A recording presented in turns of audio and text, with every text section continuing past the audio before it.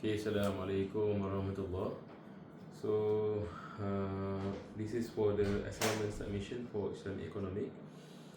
My topic will cover Islamic economic agenda of a country of Oman. Okay.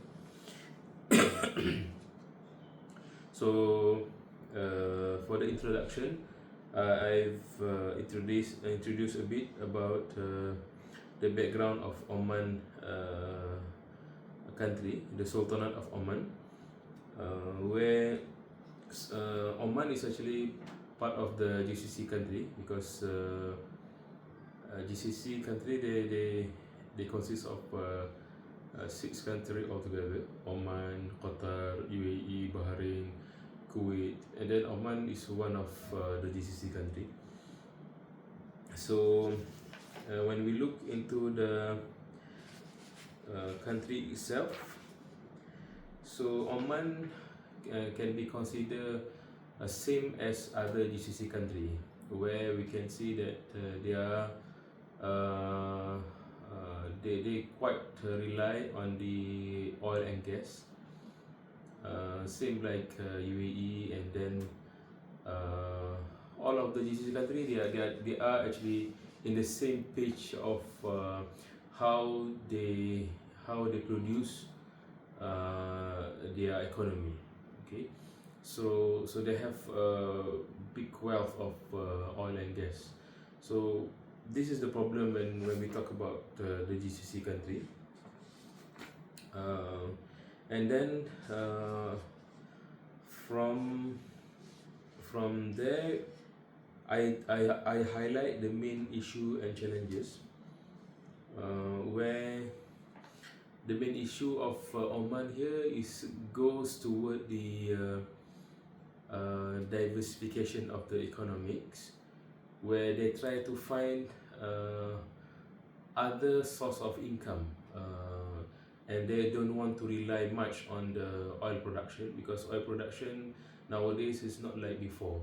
So the market is very fluctuate, and then there are some indication that oil and gas industry will not making more profit compared to before.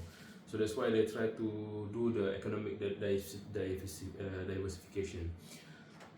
So other than that, when we see from the human capital development, Oman, I think same like other GCC country, where they have this problem of they don't have like a technical and scientific field for their local talent. So when that's happened, so they hire expats to work in Oman. Okay, and then some of the industry like oil and gas, then agriculture, tourism. So not many of them like to work in certain area. So it become like whenever there is opening, so it's become very limited to their talent, local talent. So when we see the composition of Oman itself in terms of the hiring of the staff, they are more concentrate on their local talent, because Oman is quite a big population. They have around close to 6 million, 5.4 millions of the local, and then 5.4 population of the whole country, and then half of that, 43 like that, are the expats who actually work here. So when it comes into hiring of their own local, so it become very problematic, because universities that offer technical and scientific skill is not there. So then they try to make an amendment, they try to make an adjustment to this kind of developing the talent. Okay, so this is, I think, the main issue surrounding Arab countries, especially GCC. So and then when we look into the Islamic economic principle, so when we talk about the Islamic economic principle itself, it's actually economics that rely on the understanding of their people itself.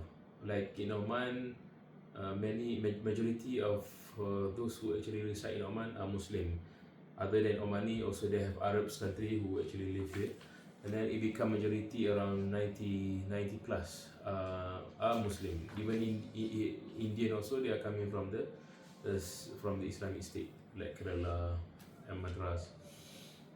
So they work here, and then in terms of the understanding of Islamic economics, are there. They understand the spirit of Islam itself, and then even when we look into the belief of their madhab, okay, in Oman they are majority of them are ibadis, okay, because local they are ibadis, and part of them are Shafi'i mazhab, but majority of them are ibadis. And from ibadis, I think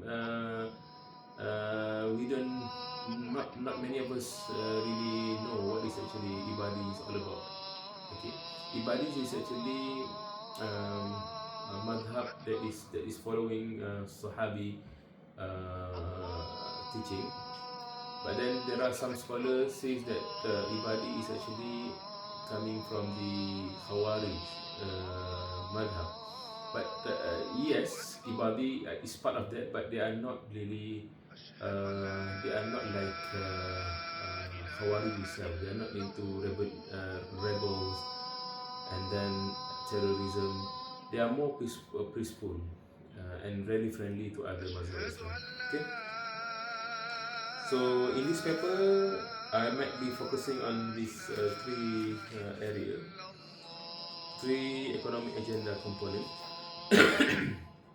Okay, number one is developing the halal economic agenda.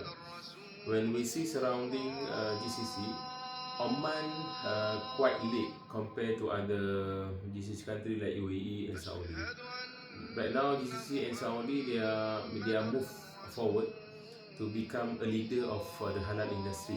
Okay, I put some example that like for example in UAE they develop their own halal standard to cater some kind of products, okay, to cater halal products, like for example requirement for halal food certification, and then slaughtering, and then poultry processing, abattoir.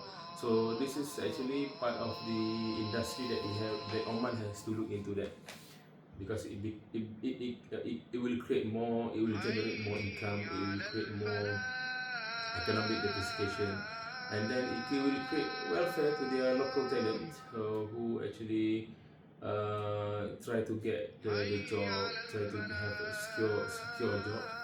Okay, and then it's good to have this kind of halal economic agenda for Islamic country, because Oman they have their own niche market. They can cater certain area which is under Sultanate of Oman, like Zanzibar, like African country.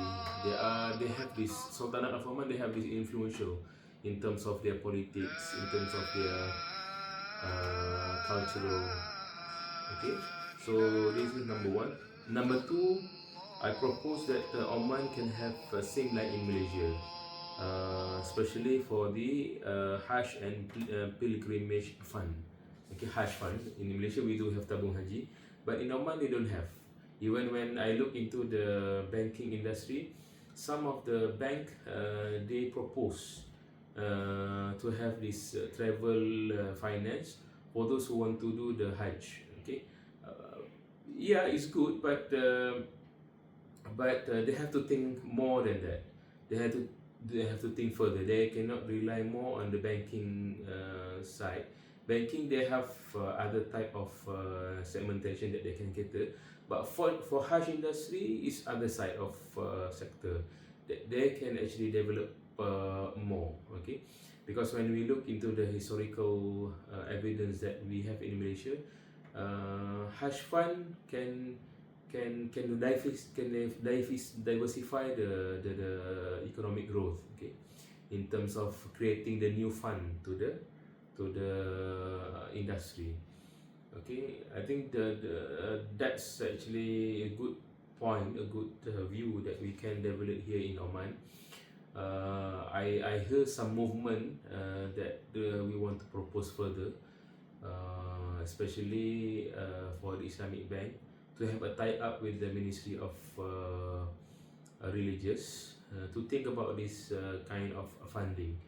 Okay, so this is number 2, and then number 3, Oman actually can focus more on the Muslim-friendly tourism industry. Okay, Oman is actually a beautiful country, and then it can cater many tourists that are coming from the Arab country and Muslim country.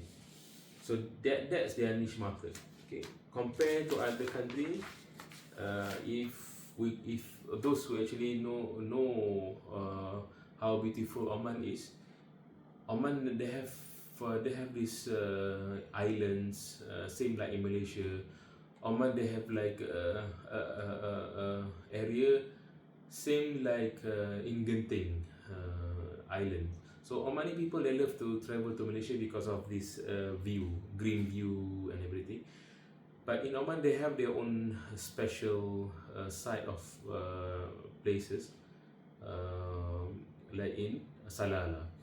So Oman is good to develop the Muslim family in tourism. That all under tourism industry, this one actually, when I read the Oman vision of 2040, they are moving towards that. But the thing is that the plan is very generic. They want to, yeah, of course they want to develop, they want to build more hotel, this and that. But it's good for them to cater a niche market first before they go beyond the niche market, especially to cater the Muslim country who want to come to Arab's country. They want to feel the cultural value of Arab, and at the same time they can do travel here on at the islands and everything. I think this is 3 items that I want to highlight. Okay, and then these 3 areas of economic development can foster the economic agenda of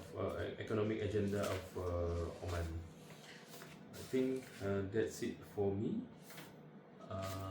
for this Islamic economic topic submission.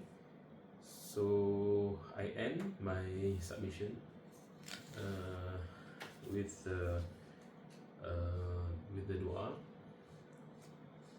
and then with the billahi taufiq hidayah. Assalamualaikum warahmatullahi taala wabarakatuh. Wal 'asri innal insana lafi khusr illa alladhina amanu wa amilus solihat tawasaw bil haqqi wa tawasaw bis sabr. Okay, thank you so much.